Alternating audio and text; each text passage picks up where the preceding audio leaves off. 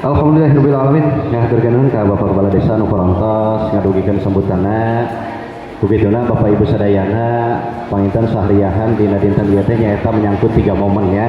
Kahiji momen Isra Mi'raj, kadua panginten papajar, anu nomor katilu nyaeta dalam rangka menyambut bulan suci Ramadan. Begituna mudah-mudahan urang sadayana dina raraga menyambut bulan suci Ramadan urang ngaraos bingah nya. Ibu bingah teu bade Ramadan. Kumargi dina salawat sawios katerangan ya. Sing saha-saha jalmi anu ngaraos bingah antusias dina menyambut sumpingna bulan suci Ramadan haram jasadna lebet ka neraka. Gitu nya.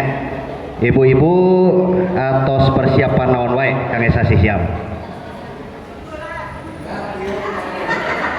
Insyaallah dina Jumat Payun pami telepat mah nyata urang teh Jumat munggah paintan minggon payun teh nya. Insyaallah ibu-ibu mah sagala rupi tos disiapkeun. Keranjang kuningna tos pinuh ibu-ibu teh can. Gamisna atos check out teh can. Oh, alhamdulillah. Pilih ngemutan ieu manu teu acan, meungpeung aya waktu samingon deui nungtut ti ayeuna nya. Engke mah harudang haus. Nah, ya waktosnya samingon deui. Begituna mudah-mudahan urang sadayana sing didugikeun yuswa urang sadayana kana sasi mulia sasi Ramadannya kalayan dipasparin kesehatan, kelancaran, kalayan mudah-mudahan segala rupi amal-amalan urang sadayana aya dina penampian Allah Subhanahu wa taala. Begituna pinten sateacan kana acara selanjutnya mangga urang ngadoa heula nya. Doa bulan Rajab. Allahumma barik lana fi Rajab wa sabana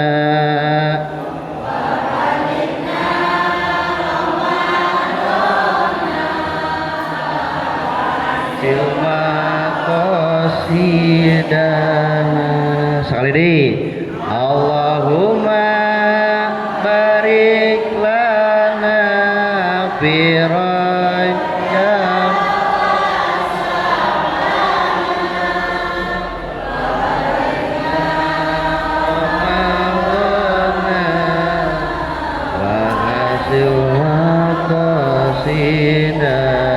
amin ya Allah ya rabbal alamin ya. Mudah-mudahan yuswa urang sadayana didugikeun ka sasi Ramadan kalayan tiasa kumpul deui dina sahariahan kin sabada sasi Ramadan dicedah heula painten mungkin sahariahan di sasi Syawal pami aya yuswa insyaallah urang tiasa tepang deui. Kugituna mangga urang sadayana siapkeun fisik sinareng mental urang sadayana dina raragameun suci bulan suci Ramadan nya. Kukituna pinten di samping persiapan segala rupi gamis anu parantos disiapkeun nya siapkeun fisik dan mental oge sebagian rezeki urang kumargi aya kewajiban urang dina sasi Ramadan nyaeta menunaikan zakat fitrah, infak dan sedekah. Anu mana hal-hal tersebut bade dibahas dina raraga sosialisasi oge salajengna panginten nyaeta acara inti tausiah atau pisiraman rohani dilanjutkan nyata kana sosialisasi zakat infak dan sedekah tapi sate acan majang panginten sim kuring kaharewosan ke salah sawios jamaah munut doa ti Bapak Ibu sadayana di samping tadi Pak Kades nguningakeun nyaeta kersana keluarga besar Pak Haji Adang bade angkat umroh sim kuring oge nedapi doa ti sadayana kanggo salah sawios ketua RT nyaeta ketua RT Bapak Komarudin nya di Karanglayung Bapak ketua RT anu mana dina tahun ayeuna Pak Kades anjeunna gaduh pamaksadan bade angkat ibadah haji. Kugituna mudah-mudahan anjeunna sakeluargi anu bade angkat ibadah haji engkin dina waktosna sing dipaparin kesehatan dina laksanakeun ibadahna dipaparin kelancaran oge mudah-mudahan jantenkeun haji anu mabrur anu makbul bi barakatil Quran nasalukal ijabah al-Fatihah. A'udzu billahi minasyaitonir rajim. Bismillahirrahmanirrahim. Alhamdulillahirabbil alamin. Arrahmanir rahim. Maliki yaumiddin. Iyyaka na'budu wa iyyaka nasta'in. Ihdinas siratal mustaqim. Siratal ladzina an'amta 'alaihim ghairil maghdubi 'alaihim waladdallin. Rabbighfir lana amin.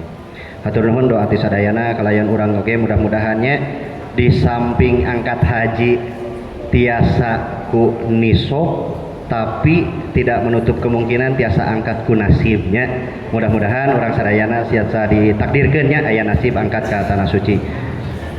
Anu salajengna nyaeta acara tausiah siraman rohani anu bade didugikeun ku guru urang sadayana mantena nyaeta ketua MUI Desa Ciherang sekaligus ketua UPZ Kecamatan Karangtengah. Begituna kapangresa Bapak Kiai Haji Ayi Nasruddin waktos sinarang tempat disanggakeun ka mantena.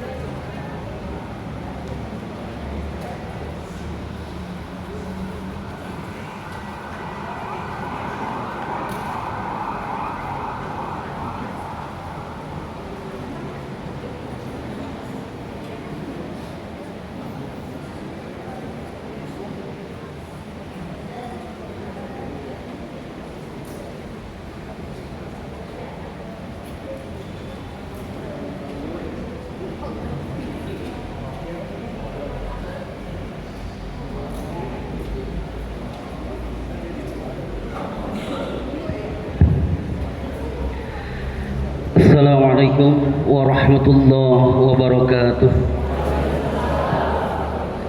Alhamdulillahilladzi adhaka wa abka wa zakka ma lahu man zakka.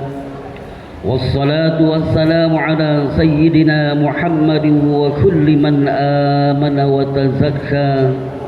Wassalamu alaihim ajma'in, amma ba'du. Hadratul mukarramin, para alim ulama, para asatid wa asatidah alladzi lam yudhkar ismuhum ta'ziman lahum. Wabil khusus Sayyidina al-Mukarram pimpinan Pondok Pesantren Al-Karamah, pangresa Ustaz Resep anu parantos nampa hadir di tempat anu kusim kuring dipi hormat oge ku Allah dimuliakeun. Oge pangresa ahinal kiram ti Kampung Kulur ti Al Istiqamah anu kusim kuring dipi hormat oge ku Allah dimuliakeun. Aparatur pemerintahan wabil khusus pangresa pun lanjut Bapak Kepala Desa beserta jajaran anu kusim kuring dipi hormat oge dimuliakeun ku Allah. Oge Ketua BPD beserta jajaran, Ketua LPM beserta jajaran, oge teu kakantun para Ketua RT, Ketua RW, Kadu sewilayah Desa Ciherang anu parantos nampa hadir di tempat anu kusim kuring dipi hormat oge ku Allah dimuliakeun. Oge para pengurus UPZ tingkat DKM yang telah nampak hadir pada kesempatan kali ini yang saya hormati dan juga Allah muliakan, dan kepada para tokoh masyarakat, tokoh pemuda, dan juga kepada seluruh jamaah yang telah nampak hadir pada kesempatan kali ini yang saya hormati dan juga Allah muliakan.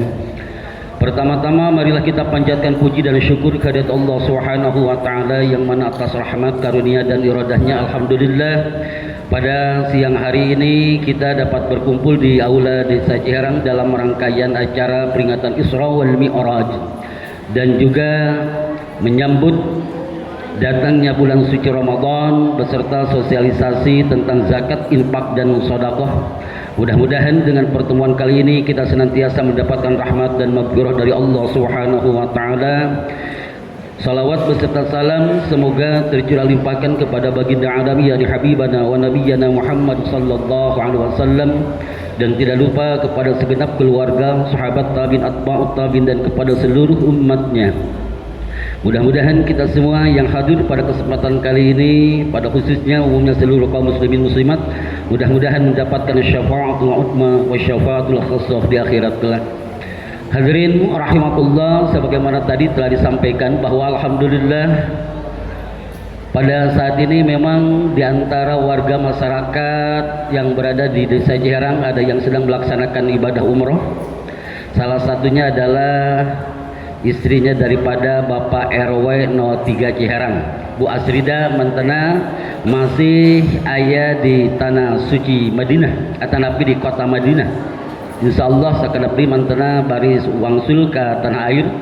Oge tangtos oge di antawisna nyaeta pangresa Hajjah Eli putrana pun guru sareng pun guru di Al Muttaqin manten oge nuju ngalaksanakeun ibadah umroh oge kalina eta panginten insyaallah dina dinten ayeuna pangresa Kang Haji Adang sareng palafutana opatan mantena baris angkat ka tanah suci Mekah Madinah baris ngalaksanakeun ibadah umroh kualna sakitu urang sami-sami doakeun kurang sadayana mudah-mudahan marantena masing disarehatkeun salirana diparoskeun yuswana oge mudah-mudahan masing dilancarkeun dina sagala rupihalna utamina mudah-mudahan ibadah umrohna masing kalebetkeun ibadah umroh anu makbulah mabrurah oge kangge urang sadayana mudah-mudahan masing enggal dipaparin nasib anu kiat ku Allah Subhanahu wa taala kangge urang sadayana tiasa ngalaksanakeun ibadah umrah ibadah haji sareng tiasa ziarah ka makam Kanjeng Rasulullah sallallahu alaihi wasallam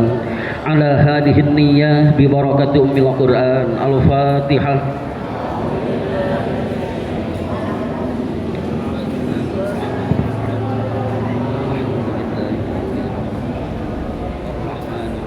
Maliki yaumiddin iyyaka na'budu shiratal ladzina an'amta 'alaihim. Hadirin rahmatullah sakumaha kauring urang sadayana bahwa ibadah haji ibadah umroh merupakan suatu kewajiban yang diwajibkan oleh Allah bagi orang yang telah nisab. Akan tetapi bagi orang yang belum nisab, orang yang belum mampu untuk melaksanakan ibadah haji dan ibadah umroh, maka jangan berkecil hati, jangan sampai mempunyai anggapan bahwa untuk orang yang serba berkekurangan, orang yang tidak mampu, orang yang tidak mempunyai harta kekayaan sulit untuk melaksanakan ibadah.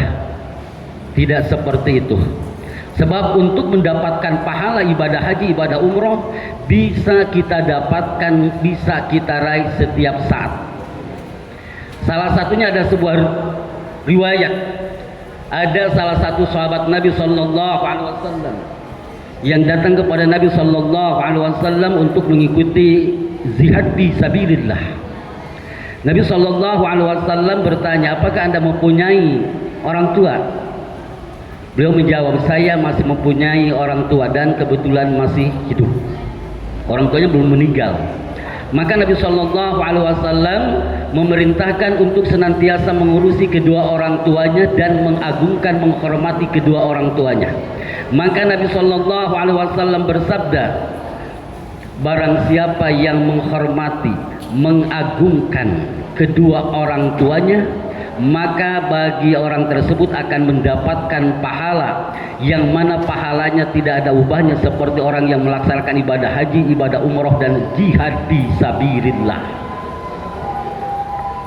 Jantan tiasa hasil ganjaran ayeuna ibadah haji, ibadah umroh, jihad ku cara ayeuna mengagungkan, memuliakan dan merawat kedua orang tua, atau berbuat baik terhadap kedua orang tua walaupun kedua orang tuanya pun sudah meninggal. Itu bisa saja dengan cara memperbanyak mendoakan kedua orang tuanya.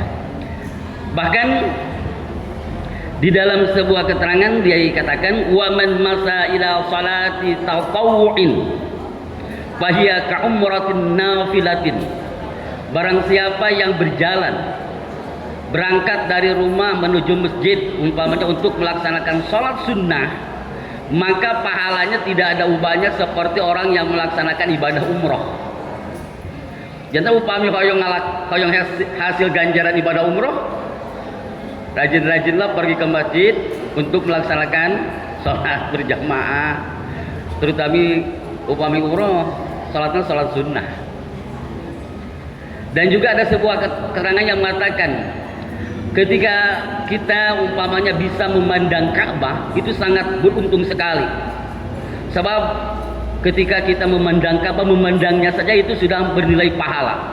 Tapi memandang wajah ibu ataupun kedua orang tua, ada sebuah keterangan yang mengatakan itu jauh lebih besar pahalanya dibandingkan dengan memandang Ka'bah. Nu mau sing sering ningali kana rarai anu janten sepuh. Eta diantawisna tina masalah ayeuna pahala teu kedah ayeuna umpamina teh mah urang hoyong ganjaran ibadah haji, teu kedah ayeuna umpamina teh mah ku ngalaksanakeun ibadah haji upami teu mampu, berbeda dengan halnya orang yang sudah nisab, orang yang sudah mampu. Sebab umpamanya ada orang yang sudah nisab, orang yang sudah mampu, kemudian ia membaca satu keterangan atau hadis yang mana dalam hadis man masa ila salatin maktubatin fil jamaah fahiya kahajjatin. Barang siapa yang berjalan berangkat ke masjid untuk melaksanakan salat berjamaah, maka pahalanya tidak ada ubahnya seperti orang yang melaksanakan ibadah haji. Upami kitu mah simkuring moal ka Mekah moal ibadah haji atos we bade berjamaah nya teh tiasa atos mampu mah atos nisab mah sabab eta mangrupikeun kewajiban. Itu adalah merupakan suatu kewajiban. Dan yang selanjutnya insyaallah untuk kesempatan kali ini akan disampaikan tentang zakat, yang mana zakat tersebut ada kaitannya dengan ibadah-ibadah yang lainnya. Sebagaimana disampaikan di dalam kitab An-Nasaihud Diniyah, bahwasannya ketika seseorang melaksanakan ibadah, baik ibadah sholat, puasa, ibadah haji, akan tetapi orang tersebut tidak melaksanakan zakatnya, tidak mengeluarkan zakatnya, maka ibadahnya akan tertolak. Jadi tidak akan diterima oleh Allah Subhanahu wa taala. Anna man shalla wa shama wa hajja wa lam yuzakki ma lahu lam yaqbalillahu lahu salatan wala siyaman wala hajjan.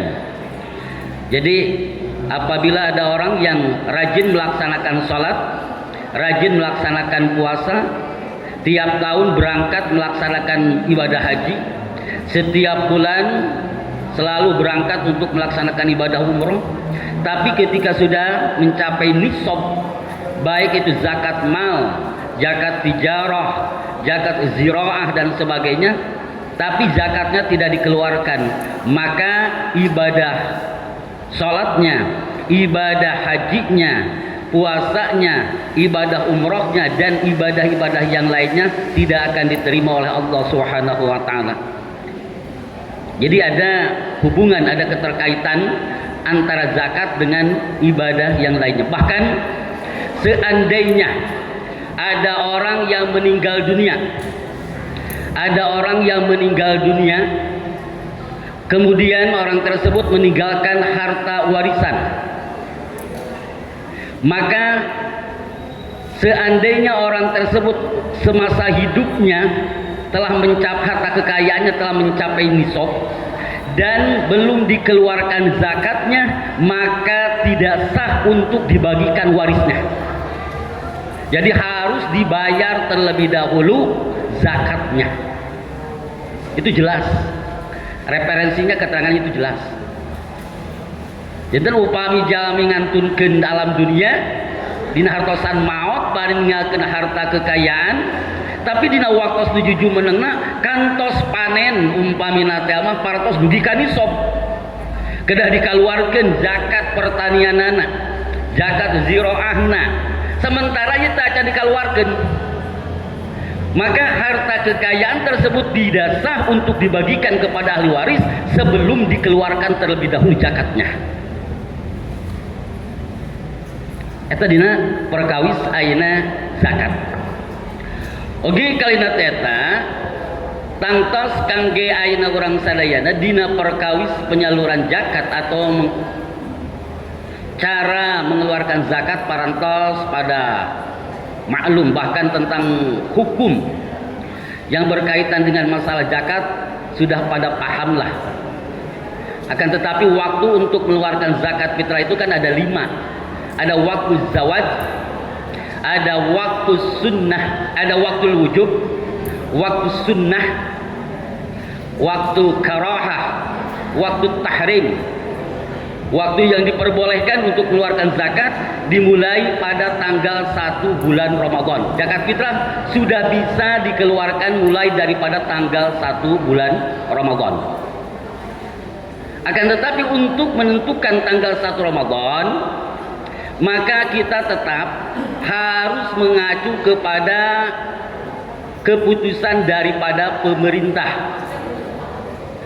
Sebagaimana sudah biasa di negara Indonesia selalu diadakan sidang isbat, yaitu pemerintah, Kementerian Agama yang selalu menetapkan bahwa atau menentukan tentang penentuan tanggal 1 bulan Ramadan itu hasil daripada ru'yah. Akan tetapi seandainya ada perbedaan, maka jangan dibesar-besarkan masalah perbedaan. Terjadi umpamanya perbedaan dalam penentuan tanggal 1 bulan Ramadan, tekedah ayeuna dipermasalahkeun. Sebab tidak menutup kemungkinan bahwa untuk Ramadan tahun sekarang hampir dipastikan akan serempak untuk penentuan tanggal 1 bulan Ramadan. Insya Allah jatuh pada tanggal 1 Maret. Kenapa? Sebab yang pertama, saudara kita dari organisasi Muhammadiyah memang sudah menentukan terlebih dahulu. Yang kedua, ahli hisab memang memungkinkan untuk hasilnya ru'yah. Akan tetapi Menteri Agama kemarin sudah mengatakan untuk mewanti-wanti, nanti untuk menentukan tanggal 1 bulan Syawal hampir dipastikan akan ada perbedaan. Ngan kangge urang mah biasana mana anu dipayun. Tek lebaran heula we. Ari puasa nayang pandeurip lebaran nayang heula.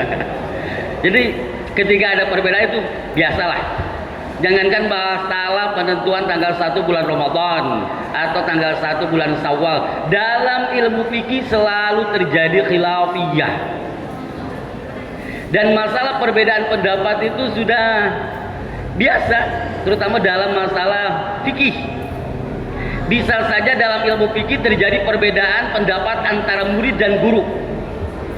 Seperti halnya pendapatnya Imam Maliki, gurunya Imam Syafi'i. Imam Syafi'i banyak sekali perbedaan pendapat dengan gurunya Imam Maliki.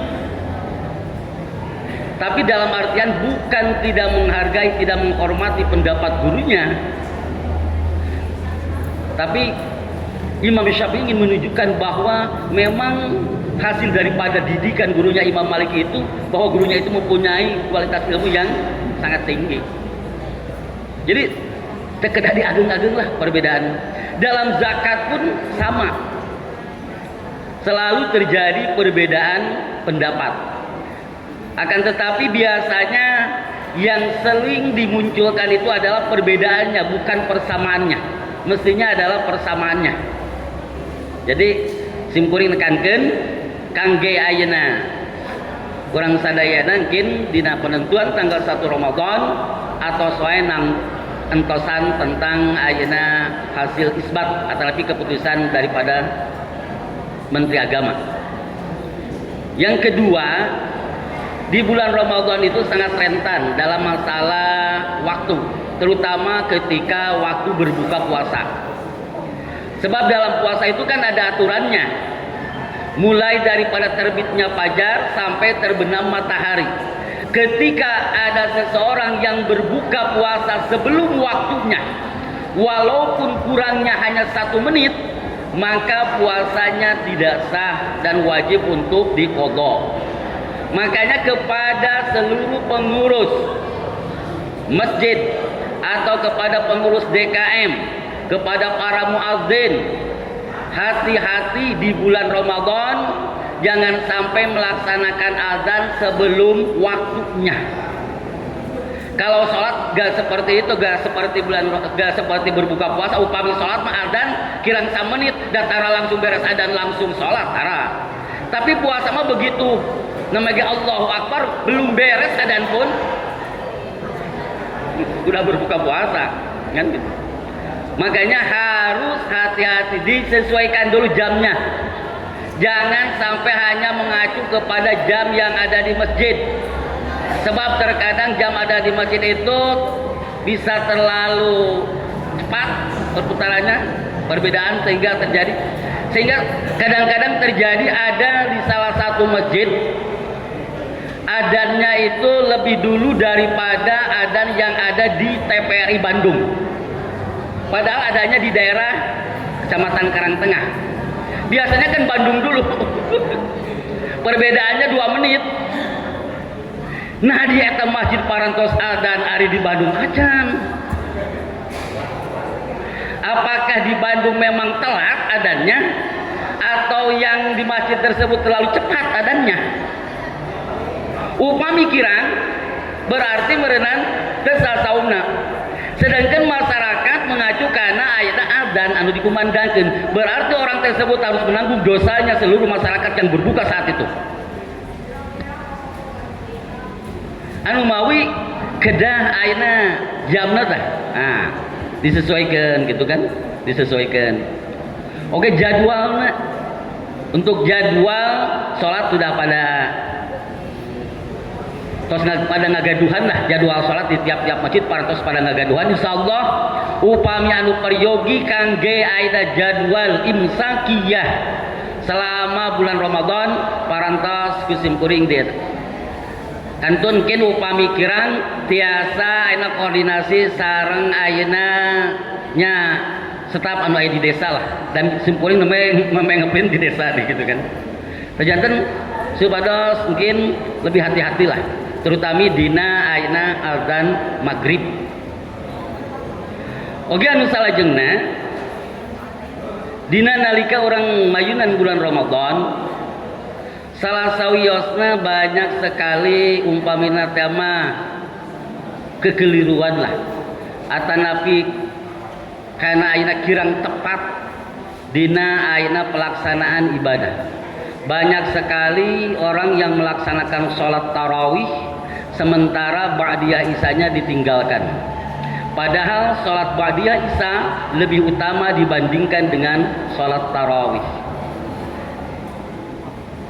Bahkan dugikeun ka beres sholat isya langsung as-salatu jami'ah, as-salatu jami'ah, as-salatu jami'ah rahimakumullah. Sallu sunnatat tarawih raka'ataini jami'ah rahimakumullah. Tarawih ribut. Bejante.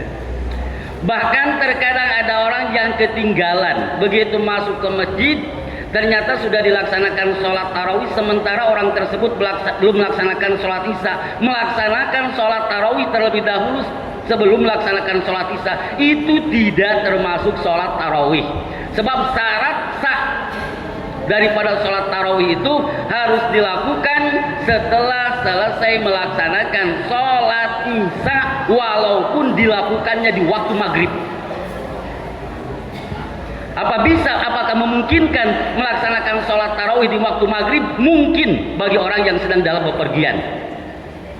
Ketika bapak bepergian umpamanya dari Cianjur, umpamanya mau ke Tasik, mau ke Cirebon, berangkat umpamanya sore lah atau siang, pas maghrib berada di Masjid Al-Mahdiyin Nagrek, mau melaksanakan sholat dengan cara dijamak takdim, dalam artian isya ditarik ke waktu maghrib. Dijamak, setelah melaksanakan sholat maghrib langsung melaksanakan sholat isya, setelah itu melaksanakan ba'diyah maghrib ba'diyah isya, dilanjutkan dengan sholat tarawih, itu maka hukumnya sah sebab dilakukannya sholat tarawih bukan harus pada waktu isya tapi harus setelah melaksanakan sholat isya. Itu sholat tarawih. Dan banyak kekeliruan dalam masalah umpamanya bukan kekeliruan, mungkin pemahaman atau apa ya, dengan tidak mengurangi rasa hormat kepada orang tua kita dulu kan, bahwa ketika akan memasuki bulan Ramadan hampir seluruh warga masyarakat biasanya untuk melaksanakan mandi terlebih dahulu, adus biasanya langsung ari bakulang ya banyak. Bahkan upami simkuring nuju alit ulah dugikeun ka bisi kamu maghrib. Padahal di dalam keterangan bahwa dilakukannya mandi itu setiap malam selama bulan Ramadan, bukan hanya satu kali, dan waktunya mulai daripada maghrib, selepas maghrib sampai subuh. tingawitan ba'da maghrib dugikeun ka sateu acan bijil pajar. Ari ieu dilaksanakeun sebelum datangnya bulan Ramadan. Sampai saat ini belum menemukan keterangannya.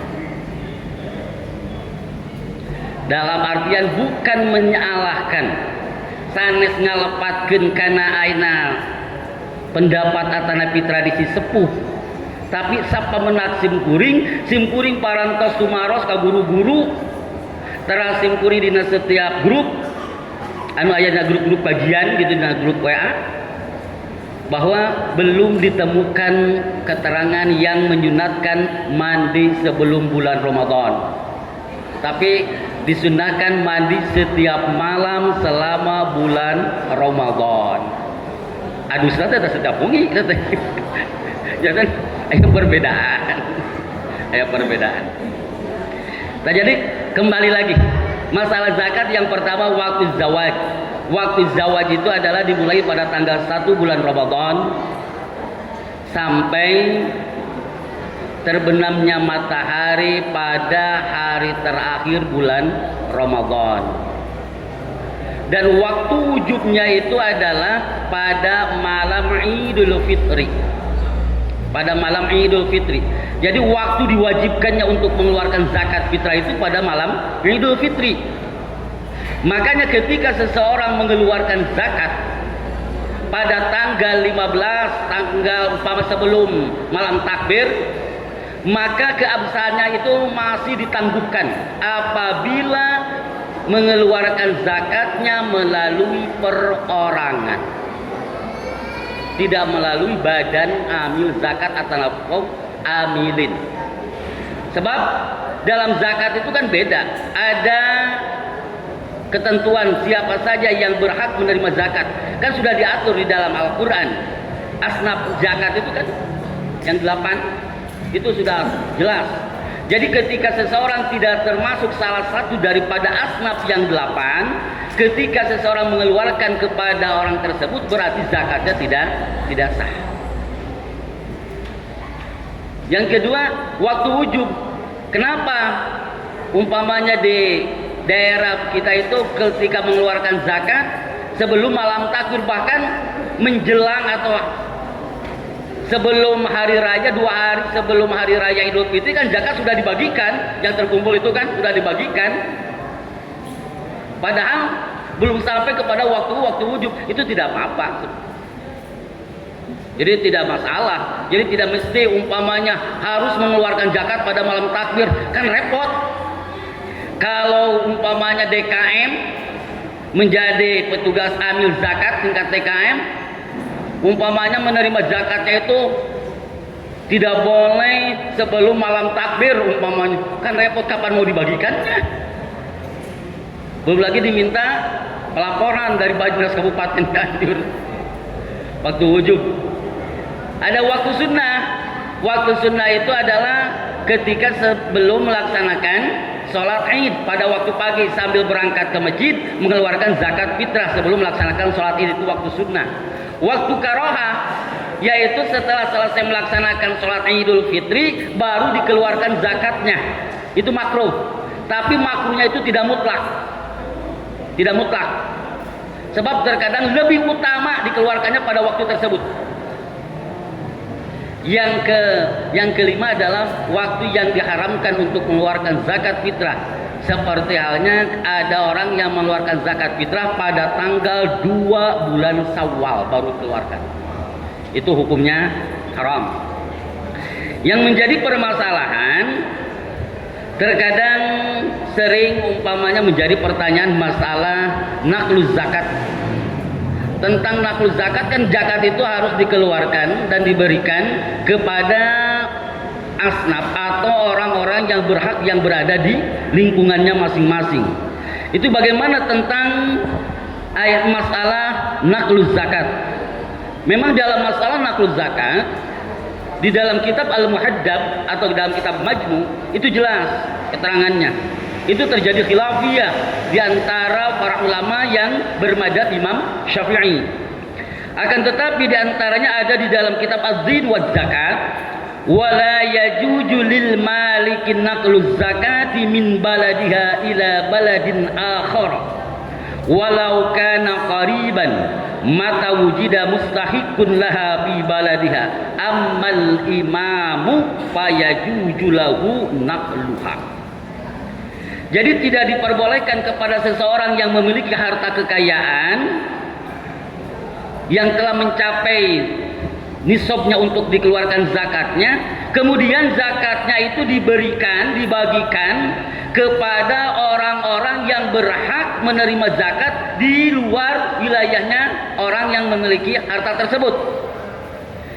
Yang disebut naqluz zakat itu jaraknya memang berbeda pendapat di antara para ulama. Ada yang mengatakan bahwa dikatakan naqluz zakat itu apabila jaraknya itu mencapai jarak yang diperbolehkan untuk melaksanakan sholat dengan cara dijama dan dikosor. Ada juga yang mengatakan yang penting udah keluar daripada balad sur atau dari batas wilayahnya. Jadi walau kana qoriban, bahkan seandainya dari perumahan Samolo dikeluarkan zakatnya itu di Ciherang di sini, itu juga tidak diperbolehkan selama masih ada warga masyarakat perumahan yang memang membutuhkan, yang berhak untuk menerima zakat. Itu kalau dalam penyaluran zakatnya itu dengan secara pribadi, tidak melalui umpamanya imam, dikumpulkan di UPJ tingkat DKM, tingkat desa, tingkat kecamatan dan juga Bajnas. Akan tetapi seandainya ada orang yang diangkat oleh imam menjadi amil, dan banyak di antaranya pada saat ini orang yang mengurusi zakat tanpa ada SK, tanpa ada pengangkatan daripada pemerintah atau yang ditugaskan oleh pemerintah seperti Bajnas, maka itu adalah ilegal. Dalam artian boleh orang tersebut mengumpulkan tapi tidak ada hak untuk mendapatkan bagian upah daripada amilinnya. Itu jelas kalangan ulama.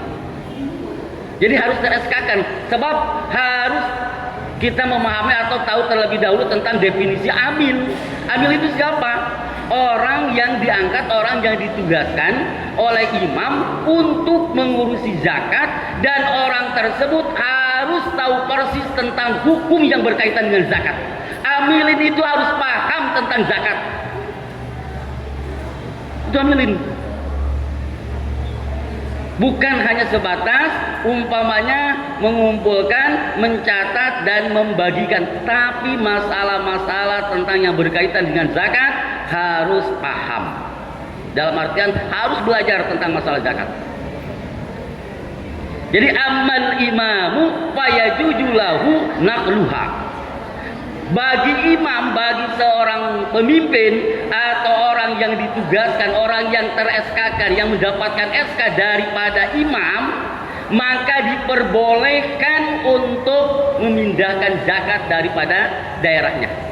Seperti kan ketika sudah terkumpul di Bajnas, udah pasti kan itu, dan penyalurannya itu dibagikan untuk orang. Jadi yang menjadi khilafiyah itu naqluz zakat yang dikeluarkan oleh pribadinya, tidak melalui amilin. Itu pesan daripada Ketua UPJ Desa Ciherang tentang bahasan naqluz zakat. Naqluz zakat. Tapi utamakan seluruh mustahik yang ada di lingkungannya masing-masing. Yang selanjutnya tentang SOP.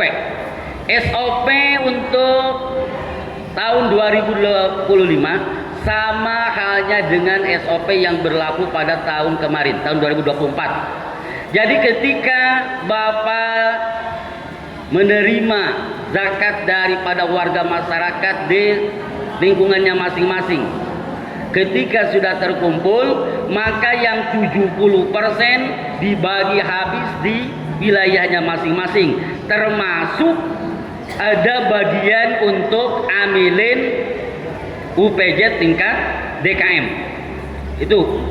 Jadi ada hak di sana untuk amilin UPJ tingkat DKM. Yang menjadi amilin itu adalah orang yang sudah mendapatkan SK, itu amilin. Kalau yang belum mendapatkan SK itu tidak termasuk amilin, tapi hanya sebatas umpamanya itu relawan, berarti tidak ada hak untuk mendapatkan daripada jatah amilin. Seandainya ada warga masyarakat yang biasa membantu dalam pengumpulan tapi tidak atau belum mendapatkan SK, masih ada waktu untuk diusulkan melalui UPJ desa, nanti UPJ desa ke UPJ tingkat kecamatan, nanti dari kecamatan langsung diusulkan ke Bajnas Kabupaten Cianjur. Insya Allah akan segera di-SK-kan.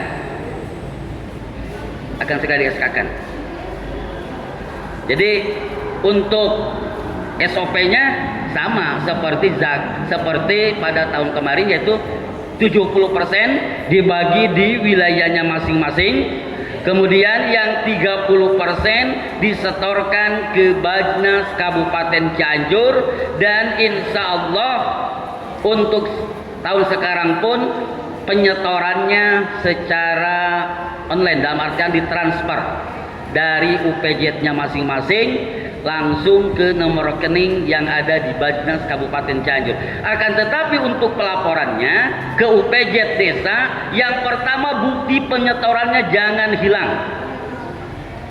Sebab ketika umpamanya nanti bukti penyetorannya hilang, sulit nanti umpamanya untuk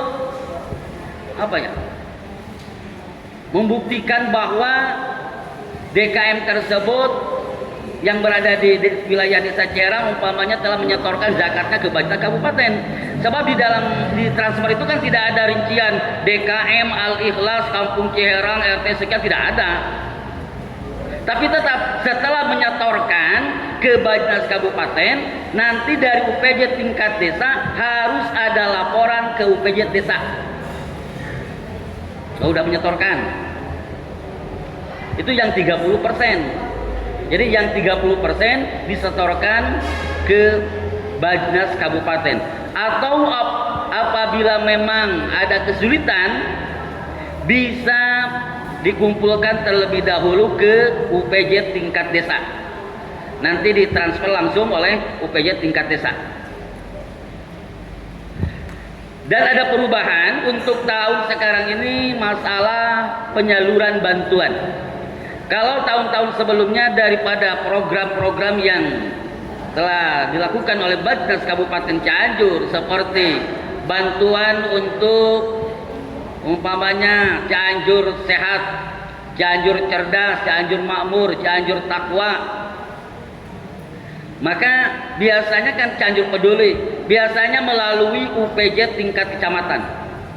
Jadi biasanya langsung melalui rekening dikirimkan ke UPJ tingkat kecamatan, nanti dibagikan oleh UPJ tingkat kecamatan kepada mustahik yang berada di wilayah Kecamatan Karangtengah. Tapi untuk tahun 2025 penyalurannya langsung akan diberikan kepada desa masing-masing atau kepada desa yang ada di wilayah Kabupaten Cianjur, tidak melalui UPJ kecamatan. Jadi bisa terlihat besar dan kecilnya nanti dalam masalah pengembalian penyaluran tergantung daripada penyetoran pengumpulan daripada desanya masing-masing. Kalau untuk saat ini memang Desa Cerang mendapatkan peringkat ketiga sekecamatan Karangtengah, tingkat keduanya. Untuk saat ini kedua. Yang pertama Desa Maleber, yang kedua Desa Ciherang, yang ketiga Desa Bojong. Tapi dalam masalah penyalurannya hampir disamaratakan dengan desa-desa yang lainnya. Walaupun ada salah satu desa dalam pengumpulannya, penyetorannya itu memang sangatlah minim umpamanya. Tapi dalam penyaluran instruksi dari Bajnas tidak seperti itu. Bagikan saja. Walaupun mungkin hanya ada 1-2 orang lah yang menjadi perbedaan antara desa satu dengan desa yang lainnya. Tapi untuk tahun depan, tahun sekarang, maka itu tergantung daripada pengumpulan desa masing-masing. semakin besar pengumpulannya, maka akan semakin besar pula penyaluran atau bantuan daripada Basnas Kabupaten Cianjur yang akan dirasakan oleh warga masyarakat desa, umpamanya desa Ciarang itu lebih. Jadi untuk tahun sekarang dalam masalah penyaluran langsung ke desa masing-masing. Dan juga ketika ada warga masyarakat yang ingin mengajukan bantuan ke Basnas Kabupaten Cianjur, biasanya rekomendasi cukup dari kecamatan. Untuk saat ini maka rekomendasi harus dari UPJ tingkat desa terlebih dahulu. Anu mawi kade UPJ tingkat desa pilih tegadu stempel. Seandainya belum mempunyai stempel, bikin terlebih dahulu. Tapi ketika akan memberikan rekomendasi, harus dilihat apakah betul-betul orang tersebut memang tidak mampu untuk umpamanya mendapatkan bantuan dari Basnas, sebab dampaknya adalah ketika warga masyarakat yang berada di desa Ciarang banyak yang mengajukan bantuan ke Basnas Kabupaten Cianjur, maka akan mengurangi daripada penyaluran daripada Basnas Kabupaten Cianjur dalam masalah program yang telah diagendakan oleh Basnas. Cianjur Sehat, Cianjur Takwa sebagainya. Oh, da ieu mah tos seueur teuing nya. Awalnya wayahna rada kurang. Rada ngirangan. Tapi tetap bahwa setelah mendapatkan rekomendasi dari UPJ tingkat desa, harus ada rekomendasi daripada UPJ kecamatan. Jadi seueur rekomendasina ini mah. Sementara di anu di kecamatan mah teu aya. Nah, orang tuh pada kena rekomendasi gitu kan. Jadi nanti untuk masalah zakat, jadi masalah zakat tahun 2025 maka dalam masalah penyaluran bantuan itu akan dikelola atau akan langsung disalurkan melalui UPJ desanya masing-masing. Tapi untuk saat ini mohon maaf kepada seluruh pengurus UPJ tingkat desa atau UPJ tingkat DKM bahwa untuk 3 program yaitu Cianjur Cerdas, Cianjur Makmur dan Cianjur Takwa memang Karangtengah belum masuk ke rekening untuk masalah bantuan. Tapi insya Allah mudah-mudahan Senin udah masuk. Sebab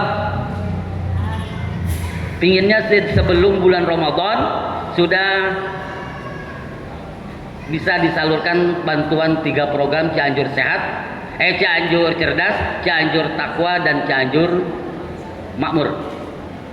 Jadi mohon maaf saupaminat iraha itu yang penyaluran teh. Kumargi teu acan masuk kana rekening UPJ tingkat kecamatan. Oke, kalina eta tangtos mungkin aya anu berkaitan sareng Sispojis. Jadi memang dalam pelaporannya itu selalu menggunakan aplikasi. Jadi ditekankan kepada seluruh pengurus UPJ yang ada di DKM nanti harus menyetorkan laporannya melalui aplikasi. Untuk masalah aplikasi bisa koordinasi dengan sekretaris. Nah, sekretaris nanti. Jadi untuk cara pelaporannya seperti apa? Bahkan ketika melaksanakan pertemuan di gedung dakwah pada waktu itu, bahwa memang tim audit untuk saat ini tim audit hanya sebatas sampai kepada UPJ tingkat kecamatan, tapi tidak menutup kemungkinan untuk tahun depan bahwa tim audit akan sampai kepada UPJ tingkat DKM. Sekarang itu selalu diaudit. Untuk UPJ tingkat DKM pun tidak menutup kemungkinan dari tim audit yang ada di Basnas Kabupaten Cianjur untuk mengaudit kepada DKM yang berada di wilayah Kabupaten Cianjur. Tapi biasanya tim audit itu selalu mengaudit yang memang lokasinya berada di wilayahan ya Cianjur kota lah. Cianjur kota, Karangtengah, biasanya Cilaku, Nah gitulah. Pada kali caket-caket apa pasti itu. Dan kaca nyusatan mah mau keresaun atuh. Anu mau bilih ke tim audit kada saciherak. Di tim audit gitu. Jadi betul-betul gitu kan. Jangan sampai umpamanya nanti ada temuan-temuan yang memang umpamanya perlu ada pembenahan daripada pelaporan gitu. Jadi kedalaras-laras dina pelaporan. Oke, jangan dibiasakan untuk melaporkan atau menyetorkan dengan hanya membawa kertas satu cuir, satu lembar dina kertas rokok. Ada ieu mah sesan lagi ngakur 50 kilo. Bubrugeun hungkul. Padahal sanes kedah gitu. Eta diantawisna dina masalah ayeuna zakat gitu tah. Jantan pangapunten, zakat merupakan suatu kewajiban yang diwajibkan oleh Allah Subhanahu wa taala, terutama zakat fitrah. Sudah pastilah setiap orang pasti akan melaksanakan zakat fitrah.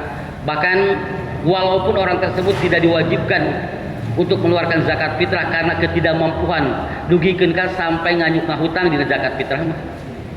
Padahal ketika sudah tidak wajib, tidak usah untuk sampai umpamina teh meminjam. Tapi saking patuhnya warga masyarakat atanapi kaum muslimin dugikeun ka nganyuk jang fitrah upami teu gaduh. Ngan ulah dugikeun ka nyebatkeun ayeuna teu gaduh jang fitrah ari nganggo acuk jang lebaran sababaraha setel atuh. Nah, teu mampu jang fitrah. Teu aya jang fitrah. Bahkan bagi seorang istri, ketika si suami tidak memberikan nafkah, suami tidak memberi nafkah, maka istri boleh meminjam, boleh menghutang dengan umpamanya jaminan nanti yang bayarnya itu suami. Jadi istri kengeng ngahutang bila mana anu janten caroge teu maparin napakoh. Anu wajib mayar sa carogena jadi teu aya kangge tuang sang sajabina diga teu dinapakahan pisan. Sanes ayeuna ngahutang jang ngagaleun acuk lebaran sanes kangge tuang boleh anu wajib mayarna carogena. Tapi ketika si istri tidak diberikan nafkah atau tidak diberikan untuk mengeluarkan zakat fitrah, maka bagi istri tidak diperbolehkan, bahkan tidak dianjurkan untuk menghutang untuk mengeluarkan zakat fitrah. Tapi kan muktosna dugikeun ka ti awal bulan Ramadan get urang nuntut hiji keluarkeun mangga kan sapotos gitu mangga eta. Jadi dina masalah ayeuna zakat memang diwajibkannya itu adalah bagi orang yang mampu. Bagi orang yang mampu. Sebab di dalam agama itu aturan itu tidak memberatkan. Tidak memberatkan. Henteu wajib ka setiap jalmin dengan kategori yang mampu. Tapi alhamdulillah untuk warga masyarakat yang ada di lingkungan desa Cierang khususnya katinggalna mampu untuk mengeluarkan zakat fitrah. Akan tetapi dalam menyalurkan zakat fitrah terkadang ada salah dalam pelaksananya. Contoh, yang pertama ketika bapak dan ibu memiliki anak yang sudah berusia balik, maka tidak boleh langsung mengeluarkan zakat fitrah oleh orang tuanya tanpa meminta izin daripada anaknya dalam masalah niatnya. Jadi harus izin terlebih dahulu. Jang, neng, ayeuna mah jum tah beasna umpami da katingal itu mampu kemeureunna budak mah di mana. Sok ayeuna mah paparinkeun, sok niatan punya lira. Ternyata sapotos kitu. Ulah dugikeun ka teu apal. Atau bagi seorang perempuan, seorang istri kan yang diwajibkan untuk mengeluarkan zakat itu suami. Jadi jangan sampai ketika mengeluarkan zakat tanpa sepengetahuan suami. Jadi ketika ibu akan mengeluarkan zakat, seperti dalam zakat fitrah kan biasa kalau di kita itu makan bareng-bareng, punya beras, beli beras umpamanya langsung, tidak seperti di daerah Arab satu hari umpamanya 1 mo 2 mo dikasih berasnya seperti itu, kan tidak. Maka ketika akan mengeluarkan zakat, bagi seorang perempuan atau istri harus minta izin terlebih dahulu kepada suaminya, atau suaminya memang dari awal sudah mengatakan kepada istrinya, mah bilih bade zakat fitrah mah sok di ayeuna ngeureuyeuh tungtut tah bapak ayeuna wakil ka mamah kangge niatna. Ternyata sebetos gitu, tapi kan buktosna. Bahkan yang paling sangat mengerikan, ada anak yang masih usia di PAUD TK membawa beras di kantong diberikan kepada guru ngajinya. Sering saya menerima seperti itu. Ya Allah, ya budak gitu. Ari hidungna ka mana, atuh bapana ka mana gitu. Padahal itu kan yang pertama zakat itu harus ada niat. Niat. Kalau anak PAUD, anak yang belum balik, siapa yang niatnya? Orang tuanya, ayahnya, bapaknya.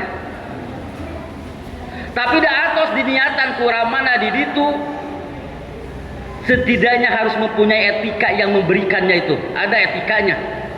Jadi seolah-olah memberikannya itu kepada gurunya itu membawa beras oleh anak kecil, sebetulnya itu kurang etika. Udah izin atuh.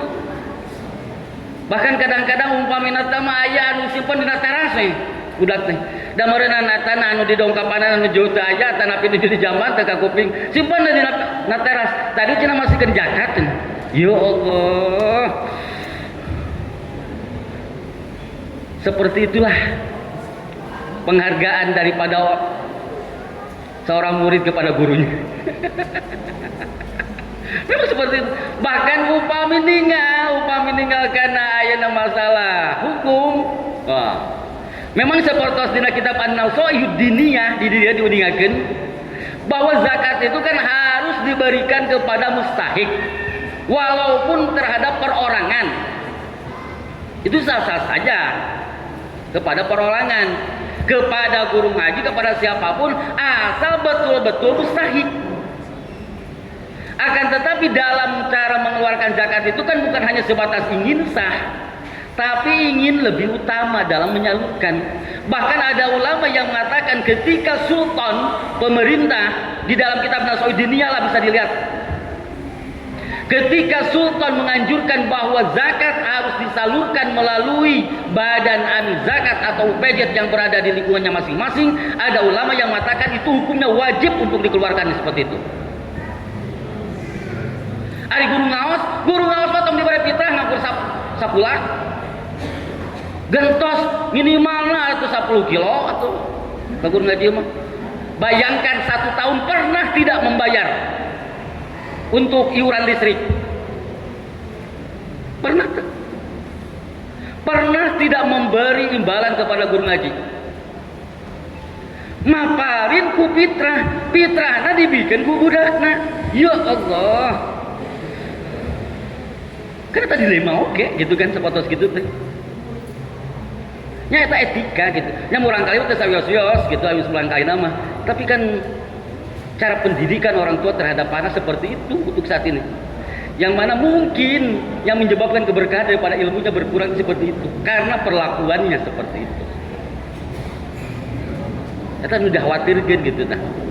Ya terus ada sepeda sim kuring ayeuna janten ke tau pejet jalan sepotos gitu teh. Memang awal tidak sim kuringnya temu munafik lah. Sim kuring kan sok nampil lah. Masih ada yang menyalurkan zakat, memberikan zakat gitu ke sim kuring.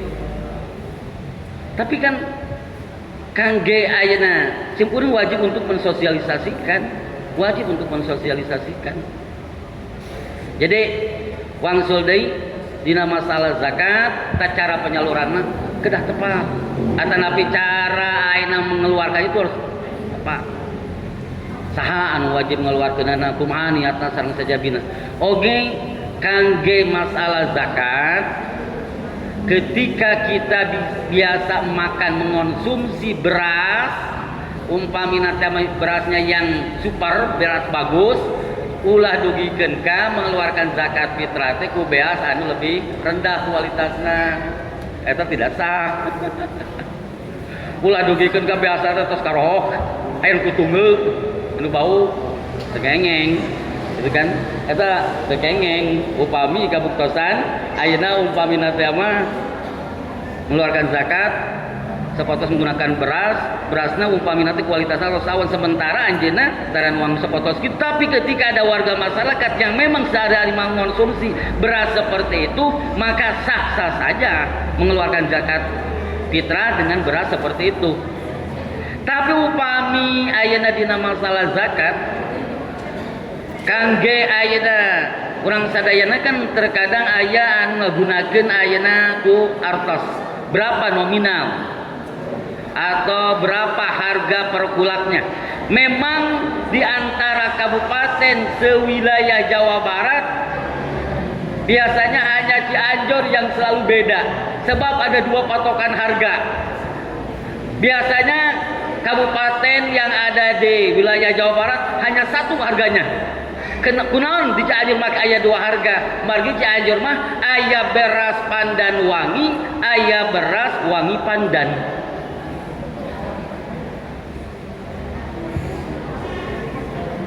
Aya beras pandan wangi, gitu kan? Aya beras wangi pandan. Supaya rada sedikit pandanan. Yang pertama, ini adalah merupakan penetapan kewajiban zakat, infak dan sedekah dan DSKL dan harga per kulak zakat fitrah tahun 2025 yang disekakan oleh Bupati Kabupaten Cianjur. Yang pertama adalah Rp38.000 per kulak. Yang kedua Rp46.000 per kulak. Jadi ketika Bapak suka mengonsumsi beras yang kualitasnya tinggi, maka kalau dengan uang Rp46.000, kalau berasnya beras standar Rp38.000. Itu diantaranya yang perlu disampaikan tentang sosialisasi zakat, infak dan sedekah. Mungkin untuk masalah Sispojis ada tambahan daripada sekretaris. Untuk Sispojis nanti menyusul, insya Allah nanti akan ada arahan daripada pengurus Bajnas Kabupaten Cianjur untuk masalah sisponya. Dalam aplikasinya nanti ada pengarahan daripada petugas dari Bajnas Kabupaten Cianjur. Mudah-mudahan untuk tahun 2025 Desa Ciherang lebih bisa meningkat lagi dalam pengumpulannya, dan insya Allah bisa lebih dirasakan manfaatnya oleh warga masyarakat yang ada di lingkungan Desa Ciherang. Mungkin hanya itu yang bisa saya sampaikan. Kalaupun ada nanti masalah yang belum dipahami tentang masalah zakat, bisa langsung nanti ditanyakan di grup yang ada di UPJ tingkat desa Kecamatan Karangtengah ataupun di UPJ Desa Ciherang yang ada di grup. Mudah-mudahan kita semua selamanya ada dalam lindungan Allah Subhanahu wa taala, dan mudah-mudahan kita diberikan umur panjang sehingga bisa melaksanakan ibadah, khususnya ibadah yang dilakukan pada bulan Ramadan. Wallahu muwaffiq ila aqwamit thoriq. Wassalamualaikum warahmatullahi wabarakatuh.